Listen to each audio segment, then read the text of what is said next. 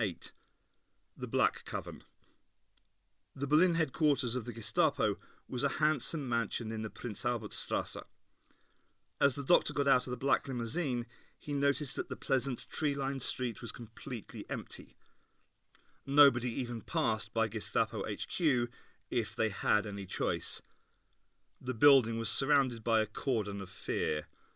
Keeping beside and a little behind him, his impassive companions took him past the armed SS guards on the door, into the building and up the stairs. They showed him into an outer office with yet another guard on the door, handed him over to a severe-looking, bespectacled female behind a desk, and went out without saying a word. The female pointed to a row of hard chairs against the wall and returned to her paperwork. The doctor knew exactly what to expect next. Nothing. He would be left where he was, perhaps for hours on end, ignored, given no information whatsoever, so that his no doubt guilty conscience could work on his nerves. The doctor didn't actually need a great deal of sleep, but he had nothing against it when there was nothing better to do. Leaning back in his chair, he closed his eyes and emptied his mind. He was engaged in a heated argument with President Barusa and Lady Flavia about the best shade of pink for the Capitol curtains when he felt an angry tap on his shoulder. Opening his eyes, he saw a furious, bespectacled face hovering above him. "Herr Doctor, it is inappropriate, and I might add unheard of, to fall asleep in the anteroom of the Reichsführer SS. "I was not sleeping, I was contemplating," said the doctor with immense dignity. "You were snoring, Herr Doctor." "Well, I'm not surprised," said the doctor, changing tack. "If I'm kept here much longer, I shall insist on sending to my hotel for my pyjamas." "Prisoners of the Reich do not insist." "Ah, but I'm not a prisoner," said the doctor calmly. "I'm a guest. An honoured guest, I might add, of the Führer himself. I've just come from a meeting with him. He will be most interested to hear how I have been received here, when we meet, as we most certainly shall, on his return from Poland." The female retreated behind her desk and picked up an office telephone. After a low-voiced conversation, she put down the phone and said frostily, "The Reichsführer will see you now?" Feeling he was winning on points, the doctor went through to the inner office. It was smaller, less ostentatious than any of the others the doctor had visited in Berlin, a simple room furnished in plain, dark colours. Heavy curtains were drawn against the sunshine, leaving the room gloomy and shadowed. A cave, thought the doctor. A cave for a monster. At the other end of the room, a neat, black-uniformed figure was at work on a pile of papers. Outlined in the circle of light from his desk lamp, small, pudgy white hands picked up papers one by one from a pile on the left, signed them, and transferred them to a pile on the right. Just another petty civil servant immersed in paperwork, thought the doctor. Paperwork that would eventually end millions of lives. There was a seat in front of the desk. Uninvited, the doctor went to it and sat down. Himmler went on signing papers. When the last paper was signed, he pressed a bell on his desk. The bespectacled secretary came and took the papers and went out of the room. Himmler looked up, light flashing on his rimless spectacles. In a quiet, almost shy voice he said, "We must come to an understanding, Herr Doctor. I have certain questions. You will provide the answers." When the doctor didn't speak, Himmler went on. "Perhaps I should tell you, Herr Doctor, there are cellars beneath this building. I never visit them. The sights and sounds of pain are repugnant to me. However, I am sometimes forced to send people there. When they return, they invariably tell me everything I want to know." "If they return," said the doctor. Himmler inclined his head. "Unfortunately, that is always a possibility." He actually managed a smile. "However, let us hope such unpleasant extremes will not prove necessary. You'll begin by giving me an account of your conversation with the Reichsmaster Göring earlier today." Choosing his words carefully, the doctor said, "The Reich Marshal is concerned for the Führer's health. He knows, as I am sure you do yourself, of certain unfortunate episodes brought on by the strain and fatigue the Führer must undergo." "The Führer is a saint," said Himmler with perfect seriousness. "He thinks only of the Reich, he never spares himself." Such dedication takes its toll, said the doctor. However, thanks to my studies, I have some understanding of these problems. When such an episode was triggered this morning by the British ultimatum, I was able to assist the Führer to control it himself. Himmler leaned forward. But they said that was impossible.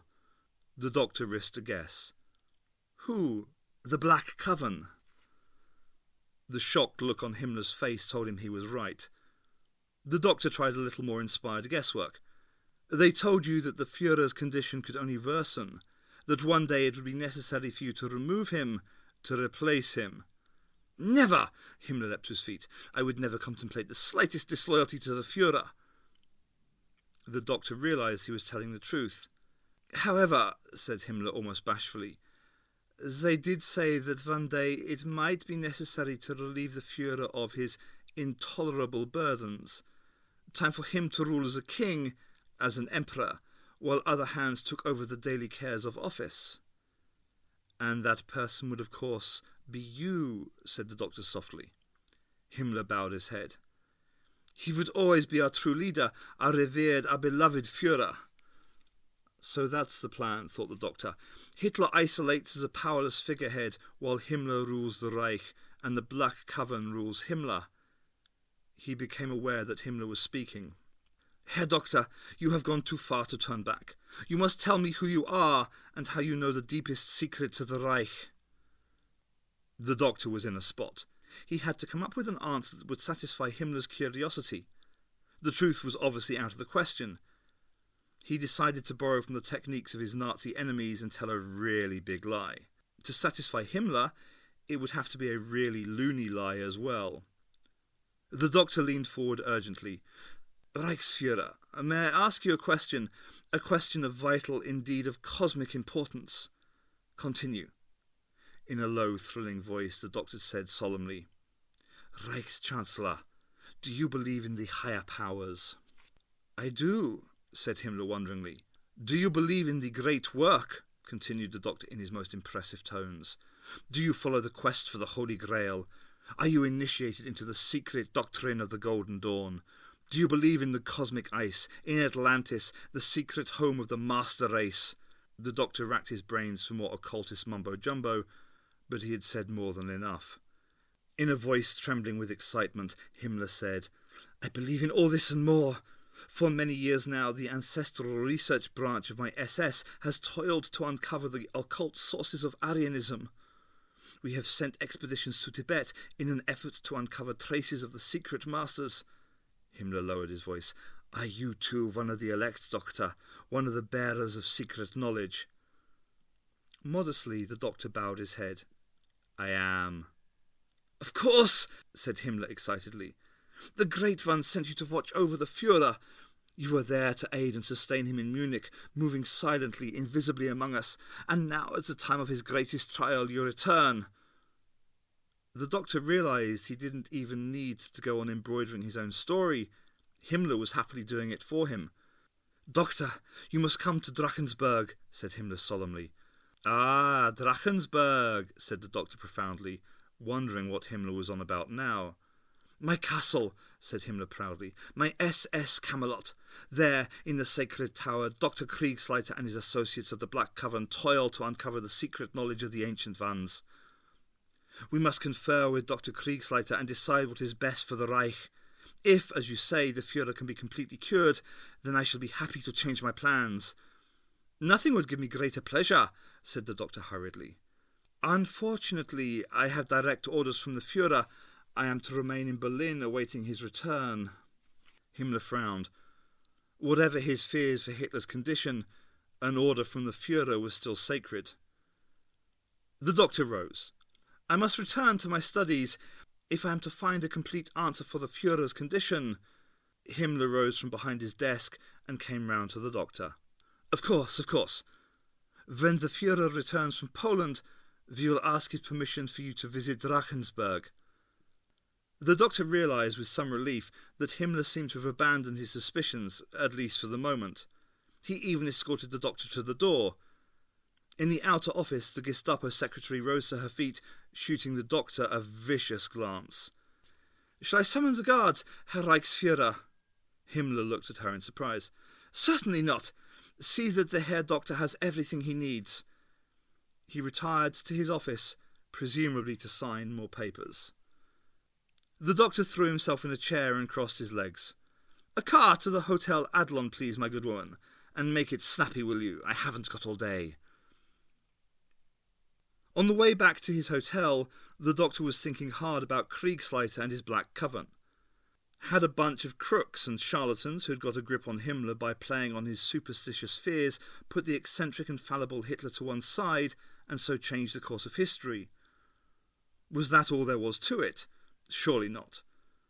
Totally diverting the course of history so that the false time stream became the true required skilled intervention on a massive scale. No bunch of petty swindlers could manage that. Too many things were still unexplained. The attack on him in Munich, for example, the feeling of overwhelming familiarity that even a brief glimpse of Kriegsleiter had given him, and above all, the precise involvement of the Timewyrm. His mind filled with such reflections, the doctor reached the hotel almost without realizing it. He strode into his suite and yelled, "Ace, where are you? Sorry I've been so long. I got hijacked twice." Then he saw the note on the table.